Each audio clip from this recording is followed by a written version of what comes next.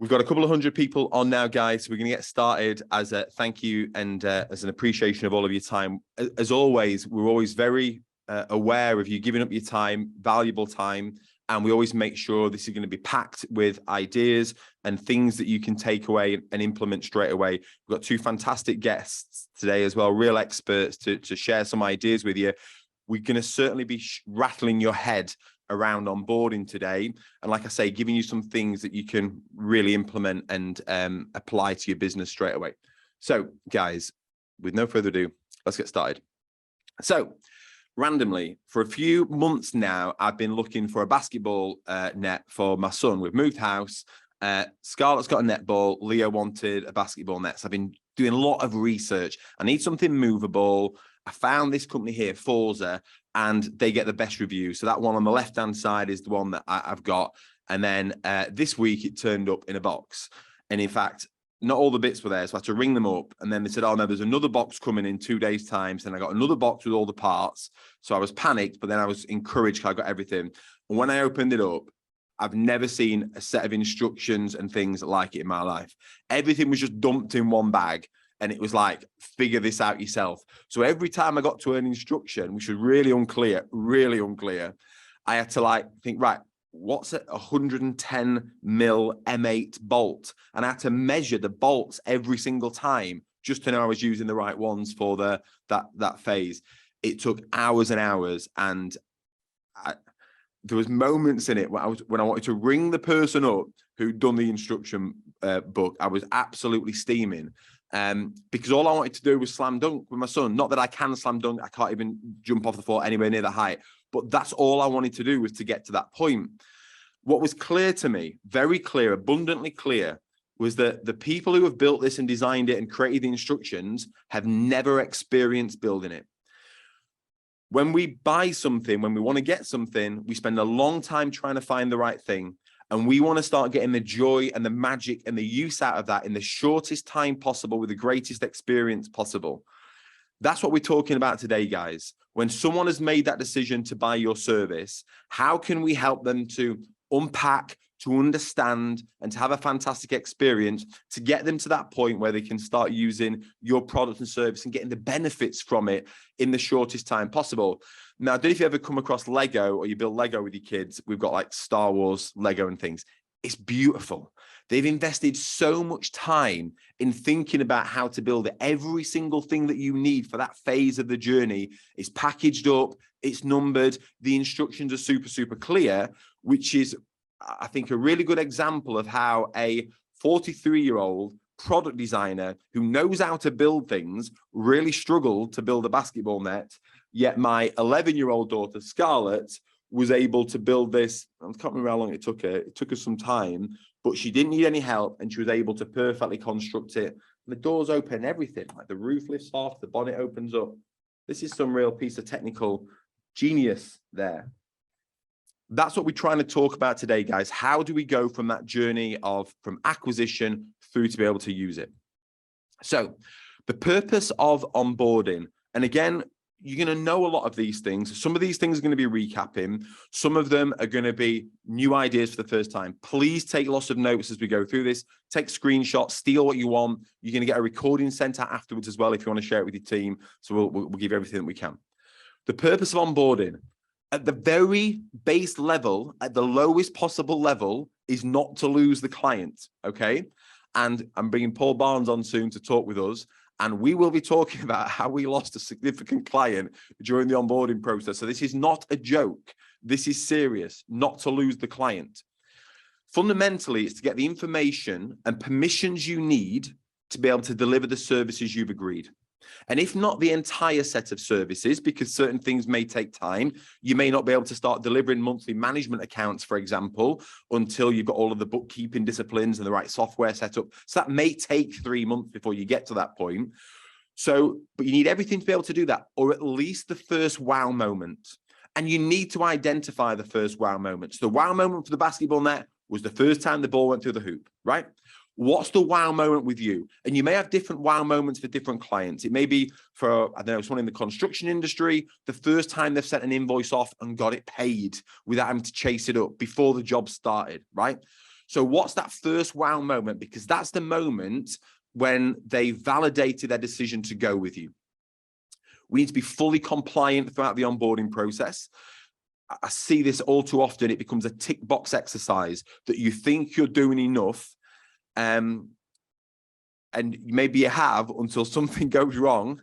And then that thing will steal a lot of time from you in order to put it right. It is so important that you are fully compliant. There is no excuse not to have all of that in place, as I will show you later on. But that has to be done, guys. Otherwise, you are literally sitting on a time bomb with this stuff. For them to confirm they've made the right choice, we don't want them to have buyer's remorse. They've made the decision. I was speaking to Mark Telford the other week, and he helped a client move. I think they were spending £900 a month with their previous accountant. They moved to him and started spending £900 a year with their previous accountant, moved to him and started spending £25,000 a year, right? A big leap. Obviously, they must have been excited to make that step and to sign the proposal, but there's some point once they've accepted it and before they start receiving it, where they will think, have I made the wrong choice here, right? We've all had that buyer's remorse before. So we need them to confirm they've made the right choice. We need to manage their expectations throughout the entire process. We need to wow them with a world-class experience. I'm not comparing you to other accountants. I'm comparing you to my experience when I go to a hotel or a restaurant or buy a book from Amazon. That's what you're being judged against. We need to turn them into a great client. Great clients don't just exist, they're created. And they're created during the onboarding process, or a bad client is created during the onboarding process. So it's really important that we use this as an opportunity to turn them into a great client. And a big part of that is to indoctrinate them into your way of thinking and your way of working. On top of all this, if you can get this stuff locked down, guys, it is also an opportunity to upsell additional services. And again, maybe Paul will tell you about the time when we signed up a client. I think they're spending £750 a month. And during the onboarding process, because it was so strong, they elected to upgrade their services to £1,500 a month. It doubled during the onboarding process. And finally, to get referrals as well.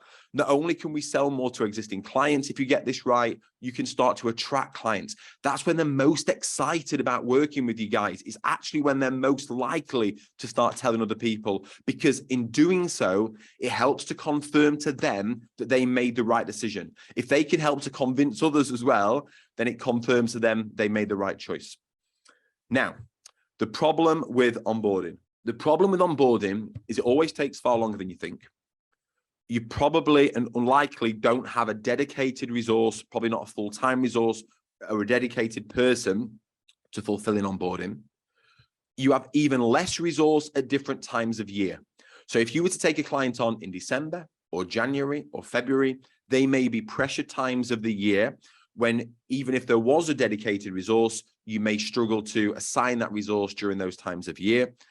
Typically, capacity planning and resource planning isn't done. So we don't actually know if I onboard this client, that's going to take 10 hours of our time or 5 hours of this person's time and 6 hours of that person's time. Typically, we don't put that capacity planning in place.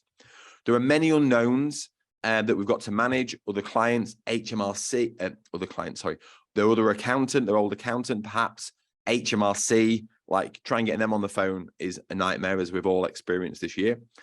It gets designed over time by multiple people. So it's something that evolves. It typically gets cobbled together, and there's no one person who owns the entire experience. And the people who designed the process have never used it, right? I'd love for those people that designed that basketball net to have given it to their mum or their 15-year-old son or daughter and said, can you build this in this time frame, or for them to go and build it themselves. The people who have designed it typically have never experienced it. It's rarely reviewed or improved. And again, you can have a great process, but if you don't have the necessary reviews in place, it will deteriorate. Nothing in your business stays the same.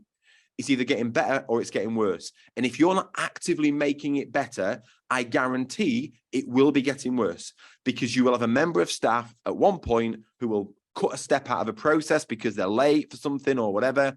Then that becomes the norm, and then that continues forevermore. There are costs involved as well, and we don't necessarily assign costs to the process. And if you use GoProposal, and I actually reflected on this recently, we've actually created a problem for you, because I hope you don't mind me saying this, it sets the bar exceptionally high to start with. So as we know, and there's many GoProposal users on here, you know, you've got a client, you take them through the process, you agree the fees with them, you're able to go through, it's very inclusive, it's very transparent, they understand exactly what they're signing up to, at exactly what level, they instantly get a proposal during that meeting, which they're able to sign if they want to. So it's a real world-class experience, and we've designed that at the start. So if you've got this incredible experience to start, and then you don't maintain that, it's actually now feels so much worse to the client, because now it's a huge drop. If your proposal and pricing process was crap and your onboarding process was crap, it's not such a shock, right? But once you've got this world-class proposal and sign-up experience, if it then drops off a cliff, it seems so much worse because of the difference. Before we introduce my esteemed guest today, I'm just going to quickly explain who I am for those that don't know. My name is James Ashford. I'm the founder of GoProposal. I'm now the VP of GoProposal by Sage, and I'm also the best-selling author of Selling to Serve and Untapped. We've got two wonderful guests today, Izzy Rosenberg of Harris Rosenberg and Paul Barnes of MAP, and they're going to be sharing what they've learned through their onboarding experience, what they've got working well as well, so we can take some things from that which is going to be really useful. I've chatted with them both on this prior to this in preparation for this, and I'm sure you're going to learn a lot from it. At the end of the session, guys, I'm going to bring them back on, and you can have a chance to ask them more questions.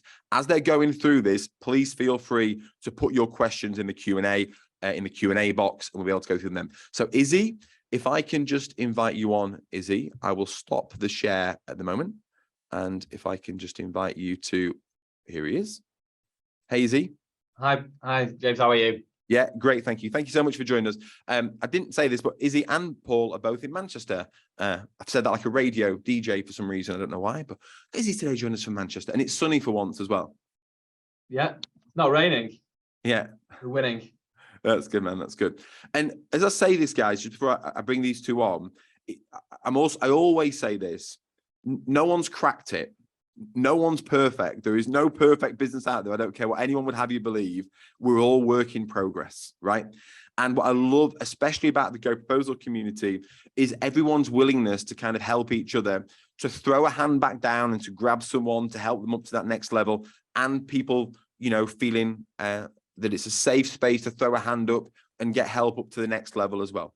So Izzy, with that said, and with that intro, would you like to kind of explain a little about the lessons you've learned from onboarding, the challenges you've had with onboarding in the past? Yeah, the challenges that we're finding with our onboarding is that, firstly, no one's paying us for it, or historically nobody's paying us for it. So we all know once something's not being paid for, we're not a charity, so it falls by the wayside. It sort of gets left to do when we have a spare minute, which never happens. There's no, as James was saying earlier, there's no dedicated person to deal with it. And there's a lot of regulation in terms of the AML, and a lot of time needed to set it up, to verify the identity of the people and the source of the funds and everything. And also, if they don't provide, if we're not satisfied with the ID they provide, or they don't provide ID at all, we have to do electronic checks. That costs us money. Again, irrecoverable costs. And then there's always the unknown, the backlog that can come in, the mistakes from our predecessors that we have to fix up. And it can be quite time consuming. And the danger also is there can be things that are missed out on the onboarding process, as simple as an authentication code. So it comes a few months down the line, you want to file the account, and suddenly you can't do it because you haven't got the authentication code. So you really need to have that sort of checklist process that you make sure you get everything on board. Yeah, and it's not just having that checklist, it's then getting the checklist checked. Yeah. You know, there's a great phrase, I will say it repeatedly throughout this, but whatever you expect, you've got to inspect. So you can have a fantastic process in place, but then how do you check that process is adhered to, you know? Yeah. And it's something that needs human intervention. It's not something that just can be automated and you can just sort of click a button and away it goes. And, you know, the communication, as James was saying, is that this is the first impression that the client's getting of working with you. You've done the selling process. I mean, we're not a telecommunications company. We don't just invest all our time into the sales process. And once they're on board, we just leave them by the wayside. We want to look after them throughout. So if we can't prove to them at this stage, then it sets a relationship on a bad tone. So it's really important. I find it really important to get it working well from day one. Yeah. So if we can transition into kind of what have you learned from this, from your experiences, Izzy, and what have you got working well? What do you think's useful to share with other people? Well, firstly, this bit's a bit controversial. So I think onboarding has to be charged for. Now, a lot of people disagree with me on it, and I don't mind being controversial. But if it's not charged for, if it's not a profit center, then it will get left by the wayside. Nobody's going to invest any resource or time into it. So it's part of the onboarding process. It would explain to a client that, we'll explain what, the extent of what we need to do to onboard them and why it's important that we need to charge them. And we want it to be a smooth process. We've set up a process in the practice management system that lists all the possible scenarios of what we might come across on onboarding, an automated email templates that will go out to them, explaining what we'll need, explaining to them the process from A to Z of what's going to be on the onboarding, when we can begin working with them, what's holding us back from doing certain things like management accounts if the bookkeeper is not up to date, or obviously we can't do anything until the AML checks have all been carried out. And then so that you kind of got like a half board and then you've got a full board. So the half board I would call is where you've got the basic information you need to start working with them, but you haven't got everything. You haven't got the HMRC authorizations in place. You may need to still complete the bookkeeping, but as long as they're informed all the way through, then they should be satisfied and understanding. Because that's what practice management software you use. I know that people will be asking this soon. So yeah, we use Pixie. Okay, cool. Thank you. And then at the end, once it's complete, we then send it triggers us to then send them an email saying, informing them that the onboarding is now complete, and then invites them to give any feedback on any satisfaction, like not exactly a survey, but just to give feedback on how satisfied they have been with the process or any way we can improve it, so that they can see from day one we're listening to them and we want to help them and work with them. One trick that a friend of mine who's a lawyer gave me is, whenever you are communicating with an external person on a client's behalf, always BCC your clients, because then without actually having to inform them of what you've done, then they're in the loop and they know what you're doing with them. And I think just on that, Izzy, I think that's a really strong point, that, because again, and I'll be talking about this in more depth with Paul, but from a client's point of view, when nothing happens, I assume you're not doing anything. When it goes quiet, you could be frantically working, chasing their previous accountant, trying to get information, etc. And if I'm not hearing about it, if I don't know what's going on, I'm assuming you don't care. Okay. So the fact that you're CCing me in with these interactions, I think is a really nice step, guys. Very simple to do, and I think a really important one. Yeah. And then what we do is also through the onboarding process, depending on how long it takes, because that, it's different for every client, but we would up to twice a week be in contact with the client. It's just a quick email just to say, just so you know, this is where we're up to with the onboarding. This is what we're waiting on. We'll also, if there are external people like the previous accountant or HMRC, where it's not within our control how long they're going to take to respond, and then we will inform the client without blaming the other party, but just inform that this is out of our control. We'll do everything we possibly can, and these are the steps we do to take. But just so you know, if it doesn't go as planned, it's not necessarily reflective on the service that you're going to receive from us. Yeah, that's great. And you're very strong on communication throughout the whole process, as I was talking about. That is a real strength of yours. So regular communication, what, weekly, monthly, what's the crack? Depending on how long the process is going to take, and also what stage. So initially, twice a week, and then as things go on, as we're sort of further on in the process and we're communicating with them anyway, there's not necessarily a need to pick up the phone or draft an email or WhatsApp, however you're going to communicate with them. There isn't necessarily a need to find that excuse to contact them, because you're contacting them anyway. Yeah. So then you can kind of sort of like, you make it less frequent, the communication. Yeah, but just those regular touch points, explaining where you're up to, what it is that you're doing, rounding things off at the end of the week. This is where we are, and when we communicate, guys, just to think, it can be emails are great, but a quick phone call, a short video on WhatsApp, like a 60-second video, a voice memo, all of these different ways of communicating. I love videos. When I send a video to someone, they feel like I've really gone above and beyond. It's quicker for me to do a video and ping it over on WhatsApp than it is for me to type an email out, right? And people feel they're getting something really special from you. Yeah, and then using GoProposal, that's an area where it's really helped us in that we start the conversation with the proposal, so that we're explaining to them that they are going to have to pay for everything, but the flip side of that is they're not going to be landed with surprise bills. They know exactly what they're paying, they know exactly what service they can receive, and they communicate, there's good communication on both sides. They can communicate with us what services they would like to opt out of, and the opportunity is there. And then from them signing the proposal, we then have them in the contact hub, which we can then do we can do the AML checks, which is all very simple and straightforward, and it's all part of a seamless process. So it makes it all a lot better. And then through Oversuite, we've got the clearance letter that can be sent to the old accountant. So it's none of this having to pull together different pieces from different systems. It's all centralized and ready to go out in one place. I actually forgot that Oversuite produced all of the letters for you as well. I forgot about that. I've missed that for my webinar.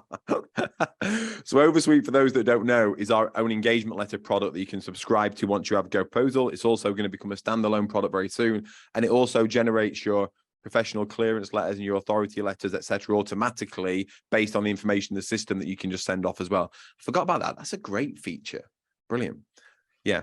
Yeah. Well, that's something great. Something else to add on to this is that, like everybody else, I've always been a little bit on the fence about the onboarding, whether we should or shouldn't charge and whether it's ethical or not. But what turned me around to be on this side of the fence that onboarding has to be chargeable is where a client of ours is moving to a new software which is going to manage all their stock, their till point, everything from A to Z, and they're spending well over 5 figures a year on the license fees. But these software vendors have a part of their services, they're onboarding them onto their new software, so doing a complete transition from the old software onto the new software. And you'd think if they're getting tens of thousands of pounds on license fees a year, then surely there's enough goodwill there that they can do this for free. But they're charging them £10,000 for the onboarding process. So if they can charge £10,000 for the onboarding process, when their revenue after that becomes recurring revenue, which is not necessarily reflected on any ongoing work that they have to do, then we should be able to charge for it, because all the revenue that we generate is only from the work that we do. We don't have this recurring revenue that just generates passive without doing anything. Yeah, well, that's brilliant, Izzy. Thank you for sharing those with me. I'm going to bring you back on later, but if I can just get rid of you now, sorry, and invite fellow Mancunian Paul Barnes. Hey, Paul. Oh, don't make me say you on mute. Can I hear? Oh, yeah. Sorry. Coming live from your snooker room, which is very exciting. Thanks for joining us, Paul. And this is really significant. Obviously, GoProposal was first founded within MAP, and our first experience of working together was me being onboarded as a client and mapping out the existing experience of being onboarded with MAP, and loads of those ideas that came from that then got passed back and shared and used to improve lots of different areas. So can you just give us an insight point into kind of historic challenges that you've had with onboarding and lessons you've learned and innovations that you've implemented? Yeah, I think fundamentally it comes down to the difference between what the client either perceives or is directly told and what is actually executed. So obviously everyone knows about buyer's remorse. When you first make that decision to buy something, that immediate period that follows it is when you're most susceptible, because many of us put a lot of effort into the sales process because it's fun and it's enjoyable and it's hard and exciting to get somebody over the line. But then if you don't keep that energy and that momentum and that focus up, then buyer's remorse starts to kick in. And like you said, we've had painful experiences where somebody's actually changed their mind during that onboarding experience because it didn't live up to the promise. And that's incredibly painful. So I think that comes down to both training and process, which is what we've learned the hard way. You can't have one without the other. If you train people well, it might work for a period of time, but there's so much that goes on into onboarding that things will fail. And particularly over time, obviously, things get forgotten. So you need a process to make sure it's consistent. But then on the reverse, if you have a process and just expect, right, we've worked hard on the process now, that'll do. People don't understand the why. And if they don't understand the why, you can very robotic. People don't develop and improve the process. They don't challenge. If your staff don't understand the why, sorry, Paul. If your team don't understand why you put each of the checks that are in place because they've not got the battle scars of the reasons they got put in there and things that have gone wrong in the past, then there's a danger that they resent it, they don't enjoy it, but also they don't challenge it. So you become too rules based and not enough sort of principles based in terms of why those things exist, and you start to follow things by the letter rather than thinking about why that thing exists. Yeah, that's brilliant. And you've had it before where you've got solid parts of the onboarding process locked down, happy with it, moving on to the next thing, getting clients in, doing all the good stuff. And then you look over your shoulder and realize that it's falling apart again, and you have to dive back in and give it some love and attention. Yeah, so regular reviewing of the process I've put down here. You don't want to be guilty of hacking the process, emails flying around and frustration flying around and individuals hacking and changing things without, obviously you don't want to get to the other extreme, because like everything has to be agreed by committee. But if you set something up and then different people hack it over time, it can just become a bit of a mess, and it's like a reaction to individual instances rather than what we did recently and now we're doing it regularly, is getting all the relevant stakeholders together, all the people that are involved in onboarding and sales, because they are setting up the onboarding by definition, and talking things through, asking what challenges we've faced, what mistakes we've made, what problems have we had, and what's working well. And the key thing I've written down here is people are becoming obsessed with automation, and people automate something that's not working, which is just like a recipe for disaster. Yeah. You should automate something that's already working really well, in my mind. That's a time saving of something that's great in your business. It's not it can't be a get out of jail card for something that's fundamentally broken, because then it's just going to get worse and worse. So, give it the energy and the attention on both training and process that it deserves, and involve all the relevant stakeholders to do that. And you've always been comfortable of having manual steps in a process if it makes for a better experience or a more compliant process, where I see some people think, well, yeah, but if I can do this, I can automate it, but now it's only 70% as good. But people prefer a 70% automated experience than a 100% manual experience. And you've always been very comfortable with only automating what needs to be done. That is one of the challenges that I've also written down here, is putting ample energy into both the client experience and what I've labeled the operations, because we've got a 76-point manual checklist now. Like you said, there is some automation in there, but there's a lot of things there that need to happen, but we could tick off 75 of them or even 76 of them, do them really well, and still provide a bad client experience, because all it means is that we've set ourselves up internally for success, but the client could be left there thinking, what's going on, where are things up to, feeling nervous. So it's about making them part of the journey, and definitely not updating them on all 76 points, because then that goes just to becoming a pain and overkill. But it's considering that, and as you know, and why we benefited working with you, is I've got a lot of respect for design, but I'm not very good at it, and you were. So it was, and we still work with the designer now to make sure that we present things and articulate the right elements of what's happening behind the scenes that are relevant to the client, not a whole lot, just the pertinent points that are going to make a difference to the client's experience, designing that in such a way that the client can understand it and the team can understand it as well. All of our team don't need to know the 76 points. Project managing onboarding does, but what they do need to do is to see it in a way that it makes sense to them, and they understand it and explain it to clients. It's really important that, and that's what I was thinking about when I was like trying to assemble that basketball net last night, when it said pick the M8 110 mil bolt.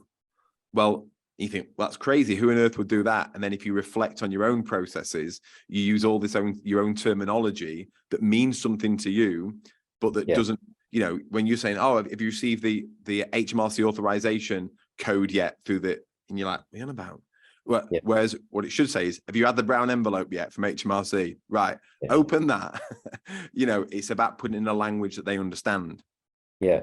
So a couple of other just tips that I've got on here is you need to make room for intuition, like in your process. So an example of this, when we grouped on this and talked about it recently, is we have this big fancy professional clearance template that says all the things we could possibly ask an accountant, and let's just ask for all of them anyway.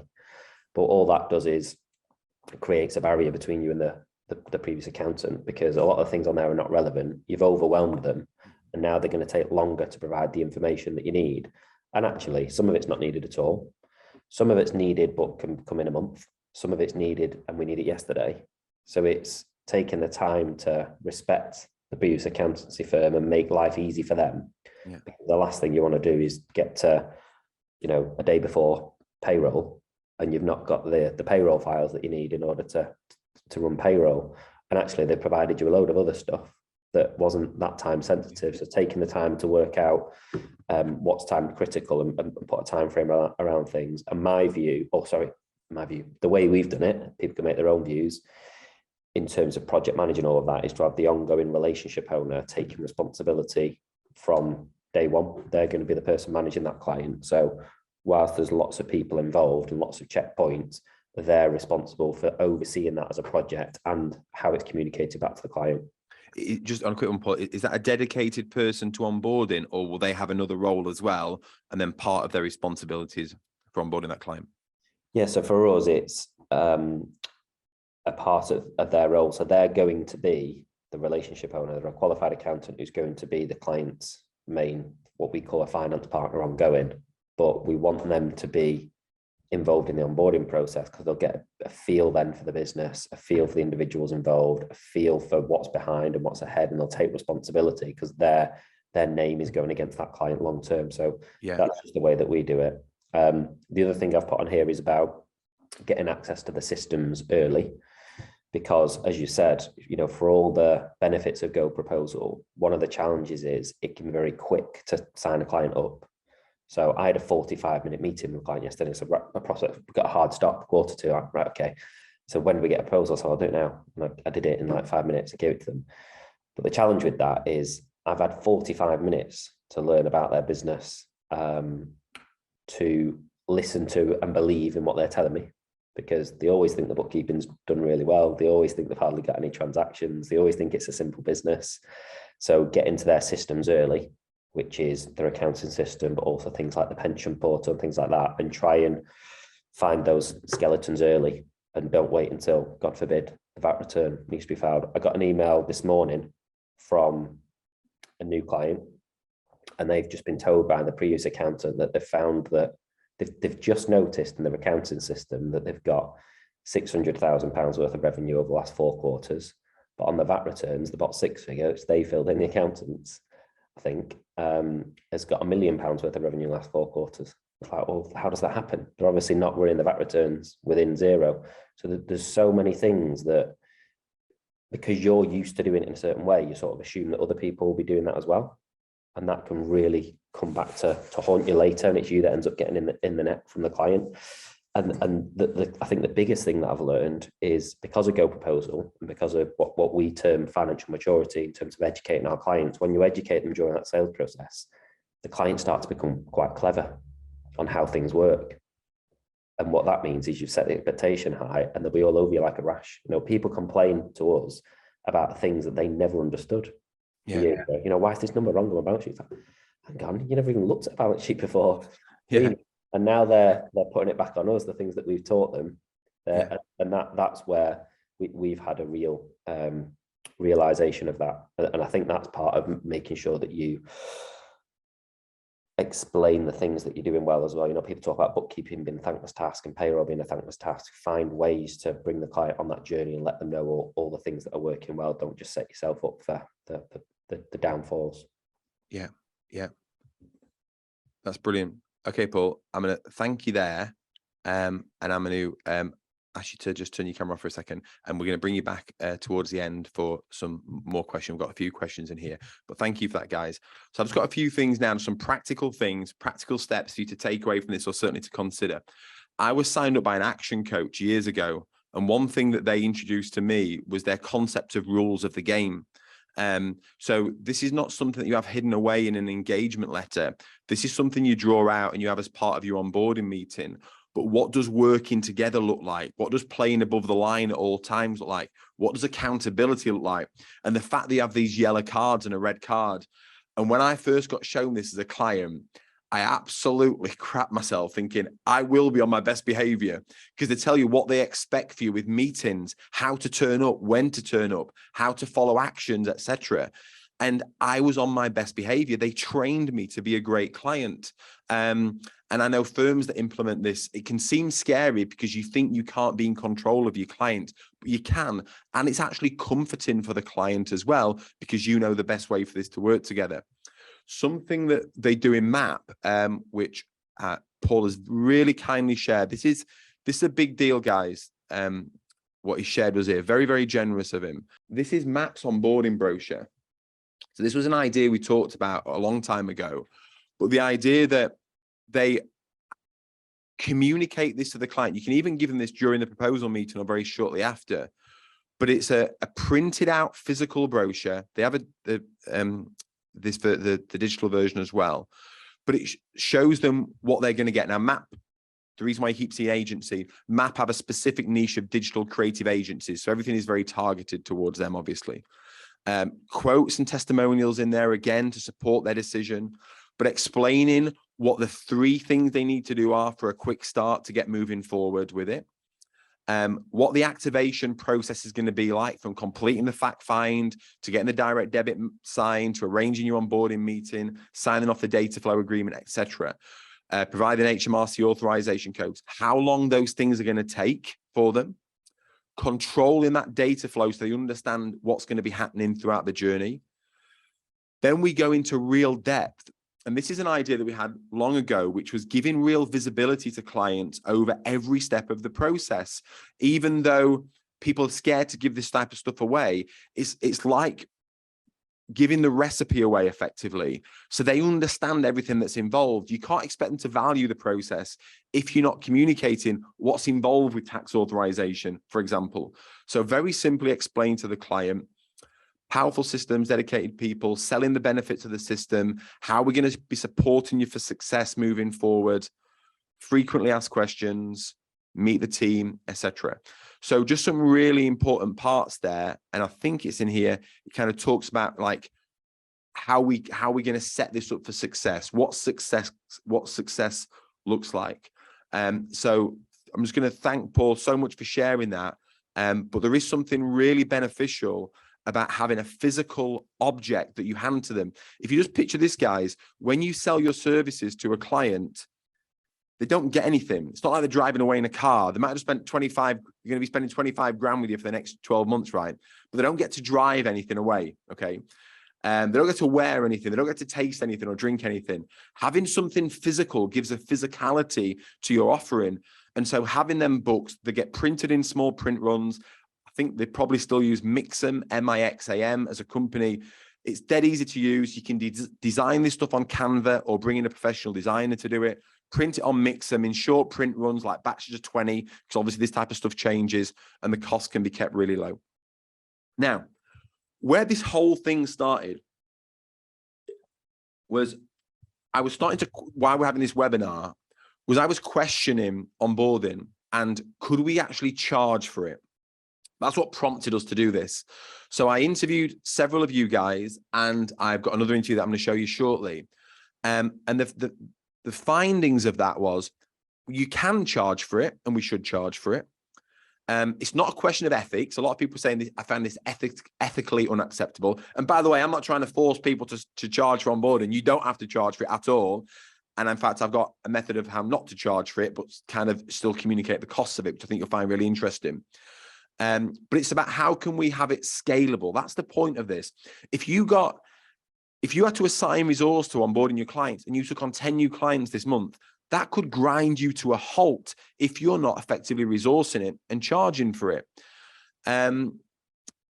You can find this in the GoProposal community. You can find this discussion, but where people were suggesting, and again, I'm not telling you what to charge. This is what people were suggesting they may have charged in the past, but onboarding fees for a simple client, somewhere between £50 and £300, or for more complex clients between £250 and £1,000. These are the ranges that people had charged in the past. Higher fees create an opportunity for a more exclusive concierge onboarding service. And services like software migration costs could be rolled into this fee as well. So I think it's a very interesting idea. And I've just got, I think it's like 40-second interview that I did with a lady in the States who she's always charged for onboarding and never had an issue. So I'm just going to play you that now. This is Carrie Fry-Williams. So I just wanted to pick your brain. So you charge clients for onboarding? Yes. And that's what you've always done?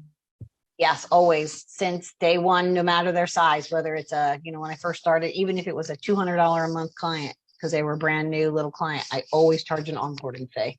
Sure. It may be $195. It can be up to $1,000, depending on the size of the client and the complexity of the onboard. We just, have always to recoup some of it. Made me feel like it recoups my time, my cost, my brain,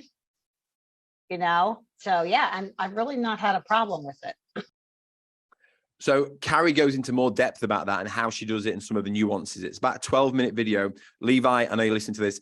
For those of you in the GoProposal community, you can go and access that. If you just search for onboarding and Carrie, you'll find it. But Levi, if you could just spotlight that video in the GoProposal community for people to watch it, please. I think you'll get a lot of use for that. Like a 12-minute video, which shares some really nice ideas.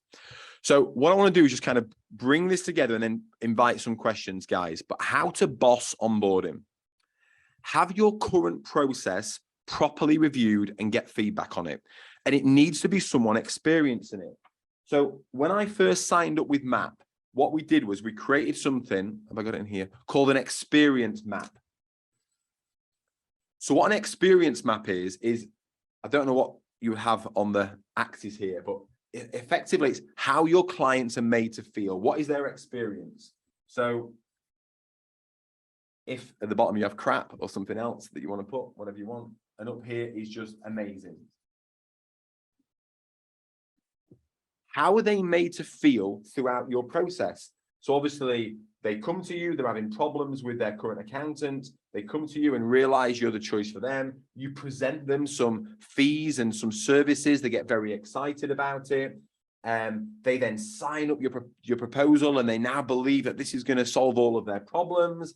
Then they may have to part with some cash or pay a deposit, which may drop the experience a little bit. And then if they don't hear from you for a week, they're really starting to drop off, regret their decision, etc. Then you may have you implement their new software, they feel excited about it, but then they have to learn that new software. They drop off again because their staff are giving them grief about it, etc. So we have all this journey all the way through, and you can break it up into different stages, and you can map out the timeline as well. And once you've done that, what it's all about is how can we then turn these low experiences here, what can we do to either turn them into great experiences so we can maintain a much higher level throughout, or if there are dips in the process, which are just natural dips because you are introducing new software, they've got to learn it, the staff's not going to be happy about it, you actually call it out, you manage the experience, you say up front, okay, this is what's going to happen. You're going to love your new software, then you're going to introduce it to your team are going to hate you for doing it, you're going to regret the decision, then what we're going to do is this. So you can actually call it out to them as you go through that process. Those of you who use GoProposal will know how that streamlines so much of the process, sets an incredibly high standard, creates a world-class experience from the start, and that's always what we intended, and it brings you great transparency. On top of that, you've got Oversuite, which is our own engagement letter product, now widely recognized as the leading engagement letter product on the market. So we keep that up to date for you. It's constantly being reviewed and we update it across your entire system. And as I forgot earlier, it produces all of those documents for you, professional clearance letters, etc., as soon as the agreement's been accepted, ready for you to send out. And we've just also recently launched our AML product so that all of that data is also passed back into the system. So you can now see your know what you need to do around know your client and risk assessments as well.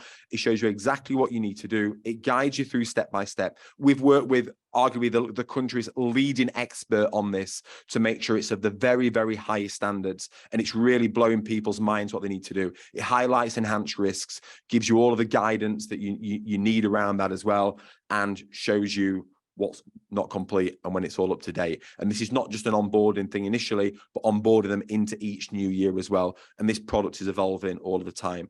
So what we're doing with that, with GoProposal, with Oversuite, and with our AML product, is we're managing as much of that for you as possible in terms of improving that experience as much as it possibly can. We're doing as much of the heavy lifting. They're the parts that we've got locked down. We've worked with incredible accountants like Izzy, like Paul, over the years to make sure that their processes are as good as they can possibly be. And only at that point, as Paul rightly says, then how do we automate those processes and remove a lot of that heavy lifting? If you don't use these, it's then hard to do the rest of the stuff. It will just always be an intensive process for you if you don't just get these things just locked down, guys. But then beyond that, and I've highlighted these because these are actually applicable across all systems, but some key learnings in this. As Paul says, you've got to build out your onboarding checklist. He's got 76 points in his onboarding checklist. You need your 76 point or 36 point or 128 point checklist written down and documented. And your team need educating into not only how to do it, but why it's done. If they don't understand why it's done, you can't then blame them for skipping a step. So they need that level of education as well. You also need an internal check in place or a series of checks to ensure that the 76 checks got ticked and got done properly, whether that's with random sampling or whether it's the certain things that you need to really drill into every time. Whatever you expect, you have to inspect. That is not my phrase, by the way. I think it's Dr. Edwards Deming, but it's a great phrase and you absolutely have to do. I don't care how much you pay your staff. I don't care how trained they are. You still have to have those checks in place. Here's a really nice thing as well that Izzy said he doesn't do. So Izzy, I would like you to incorporate this into your process. Create a customer survey, not just that talks about the experience, although it should, would you recommend us to family and friends, all this stuff. But if you've got things in your checklist that you expect to be done, ask them whether they got done. So for example, if once you've received your HMRC letter, you should get a call from a member of our team. Ask the question, did you get a call from a member of our team within 2 days of you receiving your letter from HMRC, right? If you have an onboarding meeting where you meet all of the stakeholders that can be dealing with that client, ask the client, did you have an onboarding meeting with all of the stakeholders who are responsible for delivering the service to you? This is another check that you can put in place and your team know that you're doing this. Effectively, your checklist is your promises to yourself that you're going to do this. And this is confirmation that you did everything. So even those little things that you want to make sure get picked up on. Did you receive our welcome gift in the post? Was there a copy of my book in it or whatever it was, right? Make sure you ask the client all of those things that you expected them to have.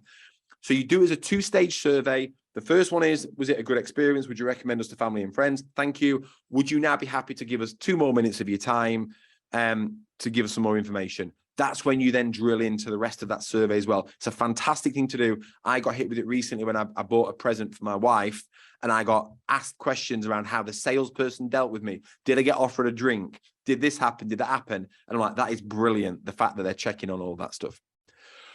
Put an internal review rhythm in place for the process. It will be deteriorating. However good your process is, it will be getting worse unless you actively make it better. So for something like an onboarding process, every 3 months or every 6 months, you need a scheduled meeting in your diary where you sit down with the people responsible for that and you look at how that can be improved. Before I just get into this roundup here, I just want to show you something else that I've done for you guys that I think you'll find interesting. 2 seconds. Share. Here we go. So one idea I've done is within the GoProposal app, I have built in here ideas around how you could price and charge for onboarding, different components that could contribute to it. So authorization and professional clearance, is it a new setup? Is it straightforward or is it complex? Anti-money laundering, what is the level of perceived risk? Because you may not know it at this stage. How many directors and trustees there are? I know someone who signed up a client thinking it was going to be a straightforward onboarding. Then all of a sudden they had like 20 directors to complete AML checks on. So not only do you have the cost of doing it, you have the time of doing it as well. Software migration, is it software setup? Is it snapshot data migration? Is it a custom migration? Do they want that your fast track concierge service? Is it a standard 6-week service, a 2-week arm's length service, or a 1-week white glove service? Like they may just need to get up and running super, super fast, right? And so these are all things that I've put in here that could contribute to charging for onboarding. And if you look in the background of GoProposal here, you'll be able to drill into it and just see, again, I'm not saying for a second you should charge these numbers, but it's just some ideas. It's just for us to get thinking about it. So a standard AML check, you may charge £50 if it's for 1 to 2 directors, but then it starts to multiply if they have more directors. And again, if it's a high level of risk, there may be more complexity in there as well. So again, I don't want to impose this on you. It's more of, I want to challenge you around this. I'd love to see someone run an experiment around this. But then what it does is it builds out an onboarding process cost. Now, you may not want to show a full breakdown here. And obviously with GoProposal, you can just charge one fee for onboarding. Now, another idea I've put in here, again, just for those who are very, very nervous about this, is, first of all, I think it's important to communicate this in the proposal, to show that there is value associated to these steps, to show what's involved in these steps as well. But what you could actually then do is, if you wanted to, and you know I'm not a fan of discounting, so I've called this something else, but a smooth onboarding rebate.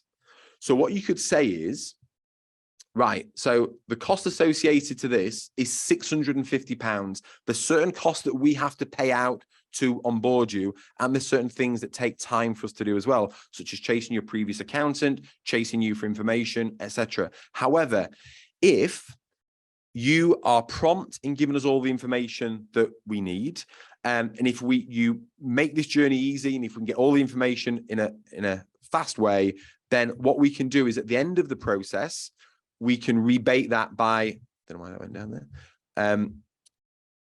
We can rebate that amount by whatever you choose that to be, and give you that money back. Now, you may want to knock that money off up front, so you're only going to charge them £200 for onboarding, or you give them it at the end of the process back because they've done everything that you want them to do. Or again, you could completely discount the whole thing if you wanted to, and say, well, look, we know it's going to work really well. You seem like you're going to be a great client. You need to be aware that there are costs associated with it, but this time we're going to waiver those fees. So I'm giving you options here, guys. You can charge for it. You can charge a small amount for it, a lot for it, charge for some things, not charge for other things. You can offer rebates. You can discount it entirely. All I want to do is to challenge you and to break you out of your current thinking. For GoProposal members, if you go into your line items page, go to the top, import line items. I've added this for you here now, guys, onboarding process. So you can go and just pull that in, and I think it will just provide a healthy discussion for you and your team to have a chat around. So go and grab that, guys. And I'm just going to wrap this up here before we dive into Q&A. Automate and systemize everything you can, everything that should be, and everything that you can.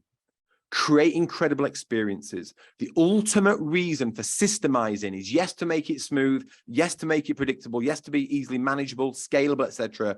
But ultimately, it's to create incredible experiences for clients. Experiences change how people feel, and they will remember how you've made them feel long after they've forgotten what you've done for them, guys. So, as always, when we share anything, you are now at a crossroads. You can either go and do nothing and stand still, and this has been an entertaining hour and a half, whatever it turns out to be, and not do anything, not improve anything, or you can go and try and figure it out yourself, or you can take some of those steps that we've shared with you. It's entirely up to you. But to my mind, we're not looking for perfection. We're looking for progress. We're just looking for, you know, as I always say, version 1 is better than version none. If you can just take one step towards improving, take one action off the back of this.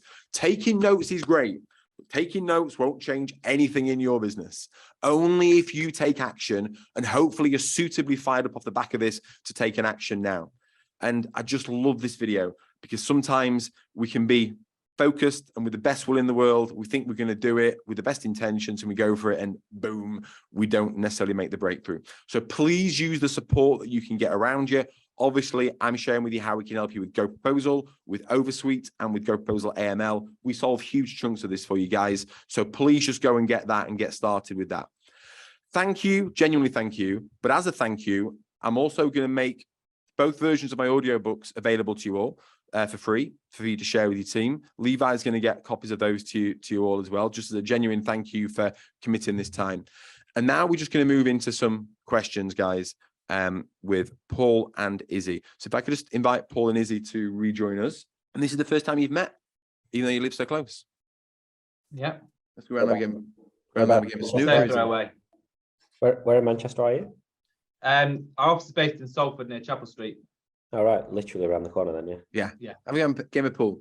Right. So we're going to just whiz through the questions that we've got here, guys. So please ask any other questions that we have. Will GoProposal be preparing an onboarding management tool to start when the proposal has been approved? We are moving that way. We still keep taking bits of that over to try and, you know, make it as smooth as possible. And we're certainly not far off that now. Because GoProposal provides a world-class proposal solution that I would be interested in this. Brilliant. Thank you. Thank you, mate. Laura Davies says that client relationship calls are working wonders for us. So that's something that you both advocate, just constant communication on the phone, picking up the phone with people. Yeah, not constant communication, like for the sake of it, like a regular check-in point. So you might agree, like we talked about having it weekly for a period of time, and then only when appropriate, dropping it to fortnightly or monthly, because, you know, enough things are on track. And obviously it depends on the sophistication of the onboarding, the size of the client and that kind of thing. But you don't want to be ringing them about, you know, every envelope and every instance. You can wrap that up in a periodic call. Yeah, I think it's important to have the intensity to start with, isn't it? In that first week, they want to know that things are on track. So at least a couple of times in that first week, and then, like you say, can drop off after that. Yeah. Paul Clark says, we use Dex Precision to highlight potential catch-up work from our start date, but how would you manage hidden extras like credit card accounts not linked to zero, etc., essentially meaning more transactions, or jumping down a rabbit hole of unraveling poor previous bookkeeping? How do you manage the client throughout this process, and how do you price it? Yeah. Do you want me to take that, Izzy, or yourself? Yeah, you take it, Paul. So I had a prospect yesterday, as I said, 45-minute call. Everything was very rushed, but I said to them that there's no way you're going to be signing this proposal because we're having to make assumptions about things like the number of transactions. But what I'm selling you on is the methodology. So, for example, bookkeeping comes in bands of 25 transactions, not 25, 26, 50, etc. How many do you think you have through the business? Now, as has been alluded to there, most people get that wrong because they forget about, even though you ask them, they said, this needs to include credit cards, it needs to include PayPal, but they're trying to come up with those figures before they've provided you with access to their accounting software. So I just say, give me your best guess, but this will be based on reality once we get working together. So when I said before about getting access to accounting systems as soon as possible, that's one of the key reasons why, because then you can start to uncover some of those things and say, do you remember we said it's £1.50 per transaction? It's now that on the 76 to 100 transactions instead of what we initially thought was the 26 to 50. So we cover ourselves for all of that by getting them to agree on the methodology, but we have wording in GoProposal that says this is subject to a onboarding review and then a quarterly review thereafter. So every 3 months we review their transactions in the system. So worst case in the world is we get it wrong for 3 months because we only realize something towards the end of that quarter, and then we just say no problem, but we do need to correct this for the following quarter. Yeah, that's great. Thank you. Someone's asked how much time, Paul Clark, and how much time do you actually give to client training throughout the onboarding process? Izzy? There's no straight answer to that. It depends how much. It depends how much they need. It depends whether they've used cloud software before. Some people may have already used Xero or whatever system they're using and know it well, and you get some people who are coming off pen and paper. So you've got to sort of assess each person individually, I'd say. And would you do that throughout the onboarding process? And would that, throughout the sales process potentially? And would that then impact fees or onboarding fees? Yeah, you'd ask them what's your current system. You know, you may throw a few questions out at them to sort of gauge what you think how much you think they know about it, and you can assess it from there. How much it's all an estimate. How much do you think you're going to have to spend with them? Yeah, thank you. Usually our clients don't want training, they just want us to take it off them. Yeah. So you know, my partner's doing the bookkeeping at the moment, or dad's doing the bookkeeping at the moment. We think we're okay with that. Then by the time you presented the full solution, and as I say, educate them on how finance works and how the bookkeeping feeds into the accounts and everything else, they'd say, actually, you know, how much would it cost for you to take this off us? Yeah. So we might train them on using Dext, but that's taking a picture and uploading it onto an app. We provide a full outsourced finance function, so we take care of everything from that point. So there's not a lot of training for us to do. There's education, but that usually comes when we're presenting reports to them. So when we present the first management accounts to them, we're educating them on how to read a P&L, how to read a balance sheet, how to understand your numbers. But actually, we're not training them on how to become accountants, because that's what they're paying us to do. It's really important, that, isn't it? It's just a very subtle distinction, but it's like, go back to, so for those that don't know, Paul was a map with the accounts for GoProposal from the start. And I think our first fee was like 1,500 quid a month or something like that, rose to 3 grand, 4 grand, 5, 6, 6.5 grand a month, I think, before we sold the business. And you were providing the full finance function. And I don't remember ever logging into the accounting software, maybe very, very occasionally to get something. And your first response would be, what are you looking for? What do you want? Like, we'll get you it. You don't have to go into this. We'll get you what you need.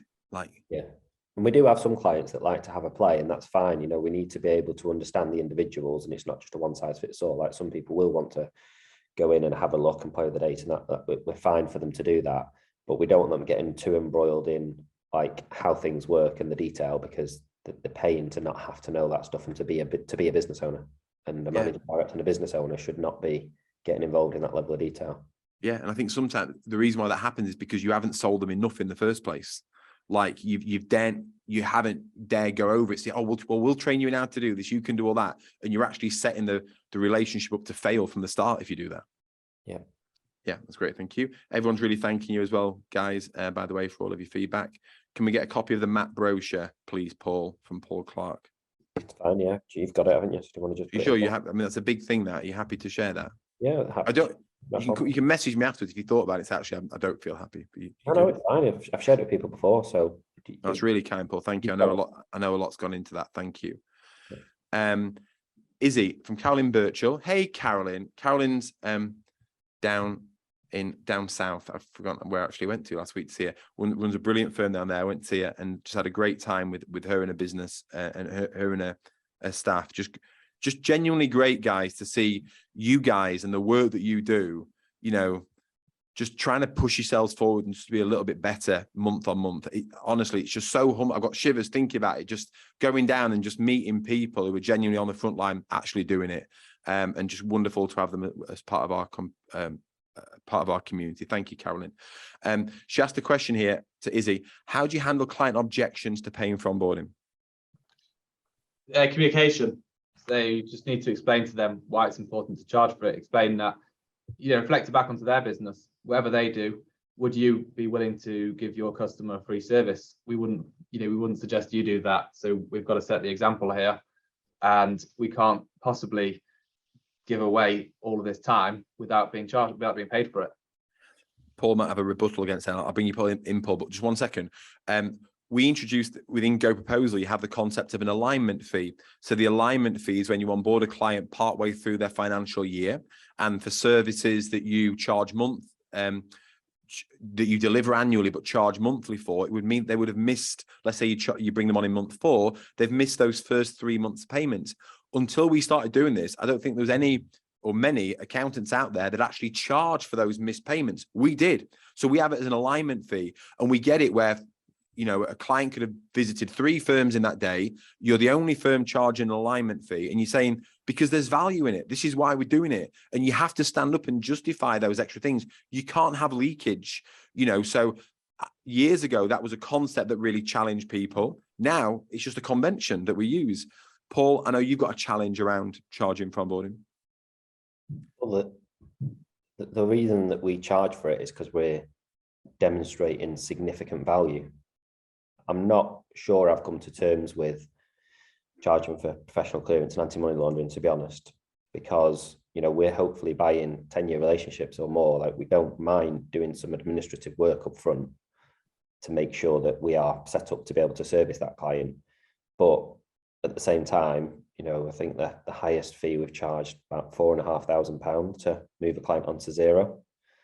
A lot of people say to us, you know, it's really brave that we've chosen a niche and that we're all in zero and things like that. But actually, I think we've taken the easy route. Like, most of the businesses that come to us, they're already pre-sold.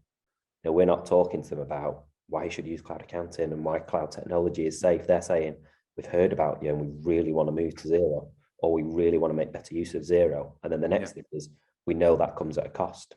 You know, we know to be able to use it to the extent that you help other agencies to use it is a significant amount of work. So we've not got a massive sales piece. People are coming to us pre-sold. You know, a lot of the size of businesses that we're dealing with as well, they'll have an internal finance person or operations person who knows this stuff is hard work and it's sophisticated and it takes time and it's significant value. So they're almost coming to us asking for the price. Not, we don't get many businesses that come and they say, oh, well, our year-end account's done a bit quicker, you know, or we've fallen out with our accountant. They're not really our type of client. If they were, we'd probably struggle to charge for the onboarding because it's just a seamless move from one to another. But most of the businesses that we're working with, we're maturing them financially and we're putting systems and processes in place and developing them as a business and educating them. So again, just to challenge people as well, because people will find what you're saying here challenging. It's like, I know if you take on a new client, you go in and map out to get a greater understanding of all their current processes, how money flows through their business, etc., to get a greater grasp of it. It's effectively like a real deep dive discovery of that business, and you charge for that, like $2,000 or something like that. Yeah, a bit more now. Yeah, our mapping service is done over 2 half days now because it's quite overwhelming and you cover a lot of ground. But, you know, consultants would charge significantly more than that for their time. And you're actually going to be able to execute off the back of it. You're going to be able to build them better accounting systems, better processes, better reporting that's related to what they're actually trying to do as a business. So and you do that as a one-off fee, don't you, prior to the proposal, prior to then engaging them as a client? It depends. It depends where they're at, because the problem with that sometimes is that some business owners can't answer the questions that you've got for them on the mapping day. So you need to get into the data and start to tidy up the data so that you can help them to answer those questions. So it does depend. But I just think we're in a privileged position as finance partners, not just accountants, that we can do something real and meaningful with what comes out of that meeting. We just had a client who we did that 3 years ago. And 3 years ago, they said, we want to hit £2 million revenue and £500,000 EBIT. And they've done like 20 grand short of that sort of thing. But we put a plan in place at the time, but then we tracked back against that plan every month for 36 months. And we put a budget in place every year for 3 years. So it's not like, you know, with a lot of consultants, you get this initial burst of energy and excitement, and nothing happens off the back of it. It's back over to the business now. We're actually partnering with our clients, and that's why they get excited, and that's why they're ready to invest in that next level usually when they come to us. Well, there's no one better than me that knows this and what you do in terms of building out that finance function, what it enables when you then go to sell that business to a PLC, because of the level of, you know, acumen and discipline within the business of, you know, monthly management accounts, etc., from the beginning of time, etc., were we able to do what we did, you know. But what I just find interesting here, and for people to take away from here, is that you're charging significant sums, thousands, not necessarily for, anti-money laundering checks, etc. You don't need to because of the other things that you're doing, but to onboard them and to indoctrinate them and to get information and to bring them on board and start delivering, you're charging significant sums. Yeah, so an average client now pays us £10,000 a year, and bigger clients will pay us £30,000 to £40,000 a year. Which I know that for a lot of accountants that sounds eye-watering, but ask those business owners, most of them are making a saving from either what they were doing previously or they were going to do. Yeah, because we're paying a finance director, manager, whatever level that they were at, they were paying that for one person who can leave the business at any point, doesn't have that whole rounded view of everything that's required to manage and run a finance function. Yeah. And yeah, the person dependent, and it's not worked. And now they're coming to us. It's outsourced with people who understand the industry, and they're getting the right person in each of the different roles of the accounting function delivering that service. So it's just about perspective, really. Brilliant. I'm going to move through these questions now, guys. I'm conscious of time. We've still got over 200 people on the call, which is absolutely fantastic. Thank you, everybody. Paul, your 76-point checklist, what did that start off as? What was your first number checklist that you had? Less. I don't know, maybe 40 or something like that. And it just evolves all the time based on our experience. Yeah, cool. Someone's asked about growing the number of users within the system of GoProposal. If you just reach out to someone on client support, they'll help you with that. If it's not highlighted in your system, one of the big things that we advocate, one of the core principles that we implemented at my accounting place years ago was what I got from the Starfish and the Spider, which is how do we create Starfish organizations? How do we empower the entire team to be able to do it? When I first met Paul, there was only Paul doing proposals. We have 30 members of staff, and it's like, well, let's get rid of you as the bottleneck and empower everyone to do it and create an army of people able to do this. So don't see that as a cost of adding users into a system if it empowers you to build a scalable business. It's really important that. Just quickly on that, the most important part of that in terms of leveraging your team is actually the annual service renewals. Not the proposal sign necessarily, because I sort of have the view now that I'm protecting that sales process from our team. So we're only signing one new client a month, and one every couple of months, because the bigger clients. And at that stage, we don't know if we want them to be a client or if they want us. So then once it comes to onboarding, they're passed to the relationship owner, but then they will do the annual service renewal every year through GoProposal for those clients. And that's the biggest thing, the biggest opportunity that we all have isn't actually onboarding new clients, it's existing clients. So Untapped, that's not Untapped. Brave New Words, a great book. Just saw a white spine there. But Untapped that will send you through will help you with that. But that's your greatest opportunity. But when you think about onboarding, there's different types of onboarding. You're onboarding clients into your business, but you're also onboarding clients into new services. You're onboarding clients into a new year. Onboarding is actually an ongoing thing. I think maybe we need a better phrase for it, but it's a continual thing. And the greatest potential you have is with your current client base. And so you have to empower your team to be able to do this. Will credit checks be incorporated into the AML process? Absolutely. And it's coming very, very soon. And while the credit checks and the identity checks are important, the risk assessments and the know your clients are actually significantly, people don't put enough weight on that. And that's why we've actually started with that, because they're such key parts of the process. Will there be a section in Oversuite for onboarding line items? Good shout. Let me just check and see if we've got that covered. It won't be there at the moment, Pradeep, but I will certainly speak to Danielle about that. Could you please send any links again that are available? I've only just managed to open the webinar. So any links, Levi, if you can make sure that everyone's got them. Thank you to Izzy. Thank you to Paul. We're not finishing yet. People are just thanking you. How do you answer objections around onboarding fees? I think it goes back again. It's about having clarity. Like, just test these type of things out, guys. You don't have to wade in with that, charging thousands for something. You can have a small nominal fee, charge it with the next client that you think is going to be complex, and get some feedback from this. Do you send onboarding gifts, Paul? Yes, we do. We send a welcome pack, and then a gift is done separately from the welcome pack. The welcome pack is sent out quite quickly, which basically, well, you've seen it. It includes the stuff from GoProposal. It includes the onboarding brochure. It includes a bit of a letter introducing to the specific members of the team that they're going to be dealing with. And then we get a welcome gift shortly after that, once we've got a bit of an idea as based on the sales or onboarding process, what's going to be of value to that client. Someone's now asking for your checklist, your copy of your checklist, not happy just with your onboarding brochure. have a think about that one. A lot of people, what they're asking is, how do they access the brochure? So is that going to go in the Facebook group or? Yeah, leave out, make sure that gets out to everyone. Yeah. Yeah. What's the approximate cost of the 3 GoProposal products? It depends how often you're using it and how many users you've got. Michael, just reach out to a member of the team. We don't employ salespeople. None of my staff are on commission. They can genuinely help you to assess the products and make sure that you're buying what's right for you. So don't be scared to reach out to the team and have a really good chat with them. Really appreciate it. Thank you. We still use a pen and paper to onboard the system, to onboard people. How long would you recommend we invest in setting up a completely automated system? Don't. Again, go on. Don't do that. You just need a checklist. Like, we use something called Asana, but don't go Googling Asana if you've not already got it. Set it up on a spreadsheet or a form. Like, you just need a checklist. You can do that easily. To go from pen and paper to a fully automated system is just too big a jump.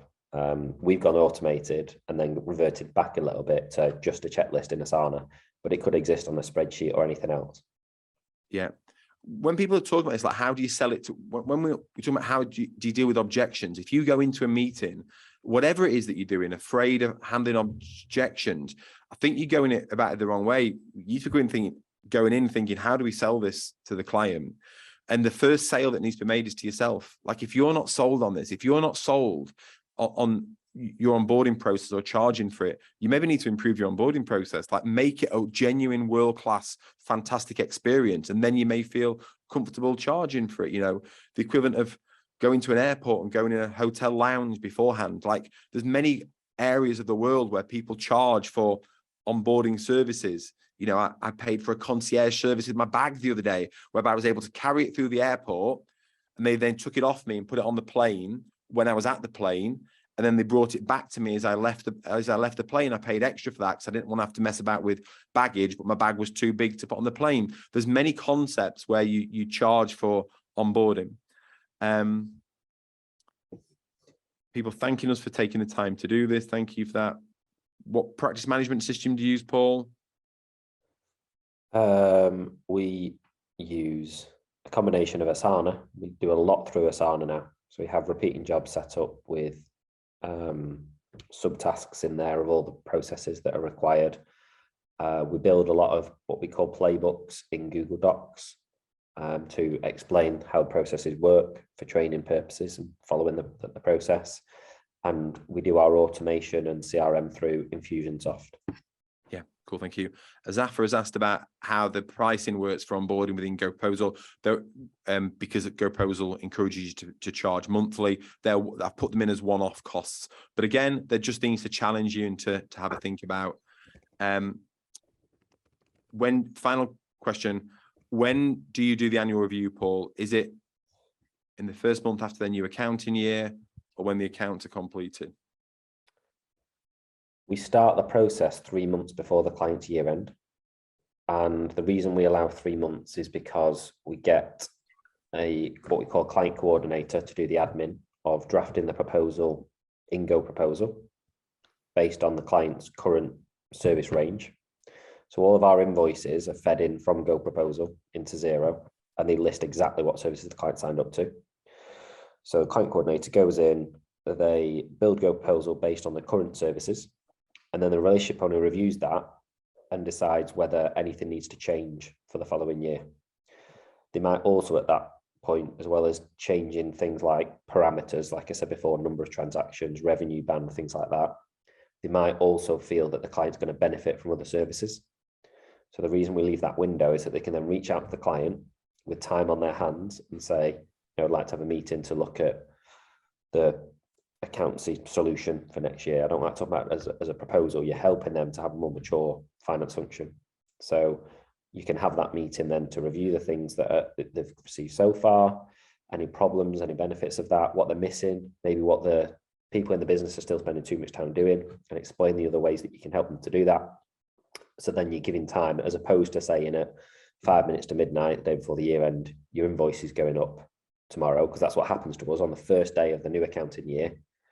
The invoice changes for the next 12 months, and they pay us by direct debit, repeat an invoice, go cardless direct debit on the first of every month for 12 months, and then it gets renewed for the next year. So we start that renewal process internally 3 months before the client's year end.